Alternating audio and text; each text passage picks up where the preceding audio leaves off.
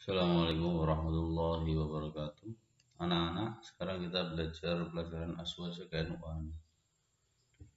bab 5 tentang bermadhab. Oke, definisi madhab. Jadi, pengertian madhab menurut bahasa berarti jalan, aliran, pendapat atau faham. Sedangkan menurut istilah, madhab merupakan metode atau hukum-hukum tentang berbagai masalah yang telah diyakini atau telah dilakukan dan diyakini dan dirumuskan oleh imam mujtahid. Jadi pengertian bermadhab yaitu mengikuti jalan berpikir salah seorang mujtahid dalam mengeluarkan hukum dari sumber Al-Quran dan hadis. Mengikuti, ya. Mengapa? Karena pada dasarnya kita sebagai orang Islam ini harus betul-betul memahami tentang agama yang kita anut,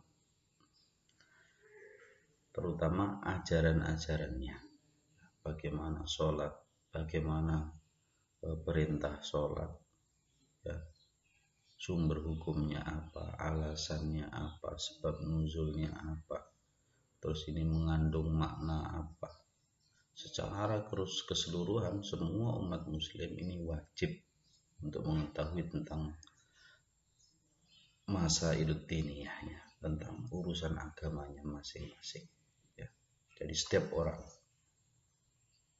Akan tetapi tidak semua orang itu mampu, ya, untuk memahami agama secara mendalam. Akhirnya, ya, kita yang memiliki keterbatasan dalam bidang ilmu agama ini, maka jalan yang selamat, cara terbaik untuk agar kita tidak terperosok ke dalam hawa nafsu dalam memahami agama, maka yaitu mengikuti dengan cara bermadhab terhadap salah satu ulama yang sudah disepakati bahwa pemahaman pemikiran mereka yaitu benar, yaitu sesuai Quran dan Sunnah, bersumber dari Al-Quran dan Sunnah, serta metode-metode mereka dalam menggali hukum, ya, dalam menggali hukum ini jauh sekali dari dorongan hawa nafsu. Dalam NU ada 4 mazhab yang dianut, ya.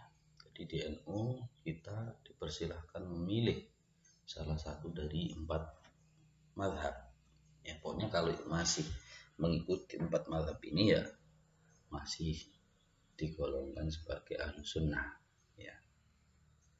Yaitu dalam mazhab Hanafi, mazhab Maliki, mazhab Syafi'i, dan mazhab Hambali, ya. Salah satu dari 4 mazhab ini. Jadi kita itu kalau ikut organisasi NU bisa milih salah satu, ya. Tapi mayoritas mazhab yang berlaku di Indonesia dan Asia pada umumnya, ya, Asia Tenggara pada umumnya ini pakai mazhab Syafi'i, karena para wali-wali dulu kesini membawa Islam ala madhab Imam Syafi'i. Tapi tidak menutup kemungkinan ketika kita kelak berada di mana, di Timur Tengah ataupun di negeri Barat yang dimana diterapkan bukan madhab Imam Syafi'i, maka kita bisa mengikuti madhab itu, ya. Jadi madhab ini adalah pemikiran atau pendapat dari salah satu imam mujtahid, ya. Dan imam mujtahid itu, ya salah satu dari 4 beliau ini, ya.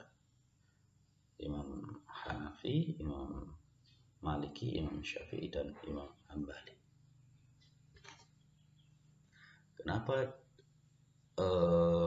ada 4 imam ini karena mereka lah ya, dari pemikiran mereka tertuang dalam sebuah tulisan, sebuah kitab yang kita itu bisa menganalisa ya, bisa menganalisa bagaimana karya pemikiran mereka, bagaimana sumber pemikiran mereka, pendapat mereka, maka bisa kita kaji. Nah, sehingga para ulama-ulama setelah mazhab 4 ini meyakini dengan kuat mereka lah yang secara pemikiran itu bisa dipertanggungjawabkan kesesuaian dengan Al-Quran dan Sunnah, serta metode mereka jauh dari satu dorongan hawa nafsu.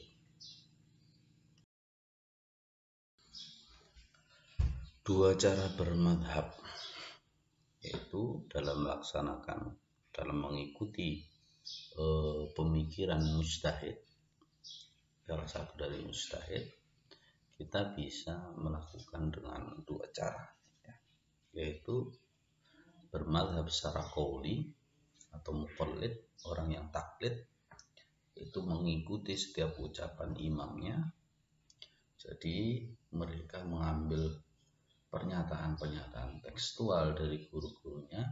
Contohnya bermadhab qauli adalah menerima pendapat Imam Syafi'i bahwa jika seorang laki-laki dewasa bersentuhan dengan selain mahramnya, maka batallah wudunya. Ini mazhab secara qauli atau muqallid atau biasa kita disebut taklid. Ya.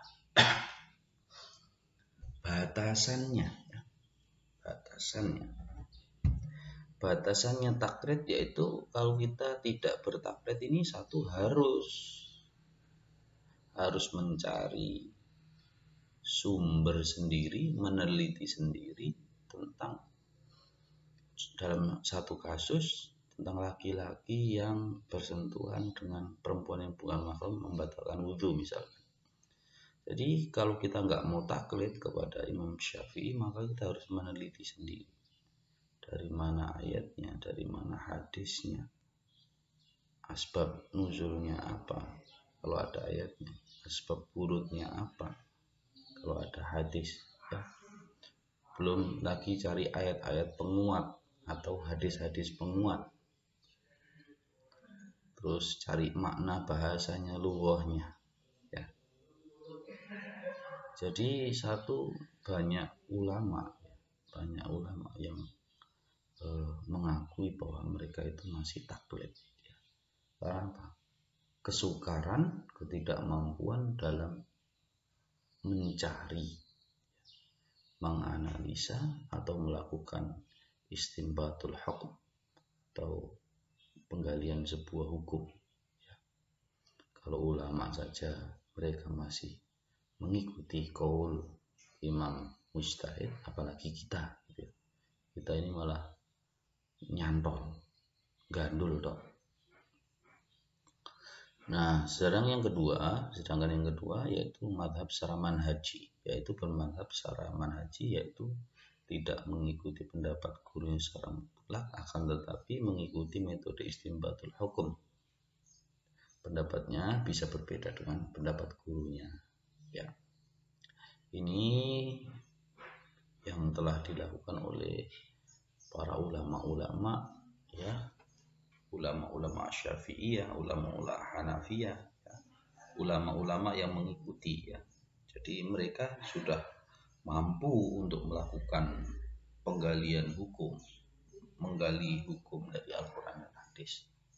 Nah, ini namanya bermadhab secara manhaji, metodenya saja. Bagaimana cara mereka mengeluarkan hukum, dia belajar kepada Imam Syafi'i, tapi hasilnya bisa berbeda dengan gurunya. Dan ini kebanyakan dari kita belum sampai pada sini, ya. Kita masih sekedar taklid, ya, masih pada tingkatan taklid. Kalau ingin keluar dari taklid, kita ittiba, ya. Artinya mengikuti itu ya harus tahu bagaimana Imam Syafi'i mengambil hukum, bagaimana pemikiran Imam Syafi'i, ya. bagaimana alasan Imam Syafi'i ini gitu. Jadi saya katakan bahwa dengan bermadhab, yang madhab itu kita lakukan mayoritas dari kita sekarang, yaitu madhab secara qauli, adalah muqallid atau kita taklid kepada imam madhab. Ini adalah cara terbaik bagi kita untuk menjaga kesesuaian pemikiran kita dengan Rasulullah SAW, agar kita tidak lari jauh dari Al-Quran dan hadis. Jangan heran apabila para kaum Salafi Wahabi mereka sering mengejek kepada imam madhab dengan cara merendahkan mereka, seperti mengatakan bahwa Imam Syafi'i adalah sama dengan manusia seperti kita juga, mereka menginginkan salah. Dan itu sudah dituturkan oleh Imam Syafi'i, ya. Idza wajadtum as-sahhul hadis fahuwa madhabi. Ketika kamu menemukan pendapat yang lebih sahih atau hadis yang lebih sahih, itu adalah madhabku, ya. Nah, begini, ketika kita selaku orang awam, ya, yang sangat jauh dari kata untuk mencari sendiri, ya, maka cara terbaik adalah mengikuti mayoritas yang diikuti oleh manusia, yang diikuti oleh para ulama, ya. Dan para ulama mayoritas mengikuti 4 mazhab ini karena bagi kita tidak memungkinkan, ya, terjadi kesepakatan dari banyak ulama untuk menjerumuskan diri mereka kepada kesalahan, ya. Jadi ada ulama-ulama pengen terjerumus kepada kesalahan, ini adalah suatu hal yang mustahil.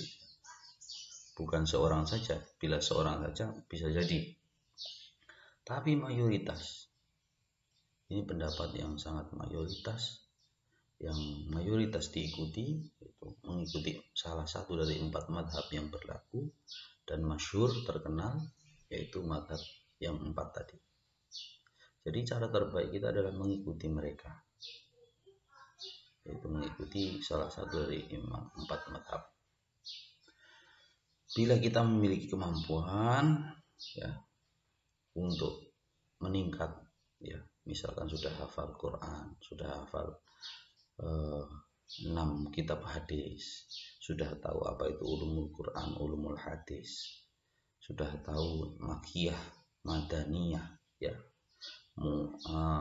mutlak, muqayyad, ilmu mutlak, muqayyad, ilmu hadisnya diroyah, riwayah, tahu ilmu asbab nuzul, tahu ilmu asbab wurud, tahu tentang munasabah, tahu tentang lughah, ya, tahu tentang balaghah, ya, tahu tentang fikih, tahu tentang usul fikih, tahu tentang qawaidul fikih.